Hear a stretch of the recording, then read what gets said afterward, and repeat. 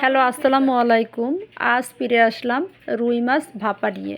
প্রতিটা ফ্যামিলিতেই প্রতিদিনই মাছ রান্না হয়, কিন্তু একই রকমের মাছ খেতে ভালো লাগে না, একই রকমের রান্না খেতে, তাই একটু ভিন্ন ধর্মের রান্না হলে ভালো হয়। প্রথমেই আমি মাছগুলো সুন্দর করে ধুয়ে হলুদ এবং লবণ দিয়ে মাখিয়ে নিয়ে 10 মিনিট রেখে দিব। তারপরে একটা বাটিতে প্রথমেই কালো সরিষা এবং সরিষা 2 চামচ করে পেস্ট করে নিলাম, সাথে একটু কাঁচামরিচ দিয়ে। এরপরে একে একে শুকনো মরিচের গুঁড়ো দিয়ে ভালো করে পেস্টটাকে মাখিয়ে নিব। কিছু হলুদ গুঁড়ো এবং পরিমাণ মতো লবণ আর একটু সরিষার তেল দিয়ে পেস্টটাকে ভালো করে মিশিয়ে নিব।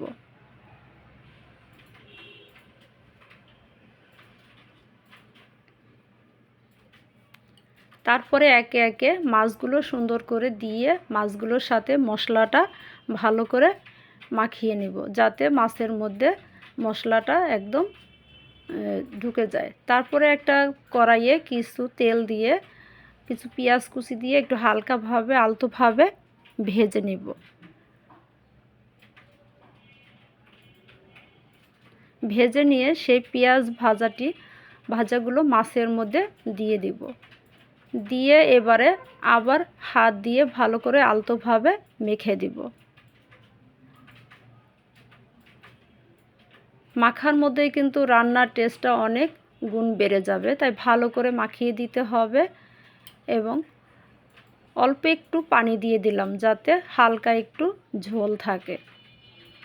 উপর দিয়ে কিছু কাঁচামরিচ দিয়ে দিলাম, যার দরকার হবে সে মাখিয়ে খাবে। আর একটু সরিষার তেল দিয়ে ভালো করে চারদিকে যাতে মিশে যায় সেরকম একটা ঝাঁকি দিয়ে বাটিটাকে একটা ফ্রাই প্যানের মধ্যে পানির মধ্যে দিয়ে দিলাম। আধা ঘন্টা পরে আবার বাটিটা উঠানো হলো এবং খুলে দেখা হলো, দেখেন যেমন দেখতে তেমনি সেই রকম স্বাদ। এবারে স্বামীকে খেতে দিলাম, সে খেয়ে বলল অনেক মজা হয়েছে। রান্না অনেক মজা হয়েছে, আপনারাও টেস্ট করে দেখতে পারেন। ধন্যবাদ।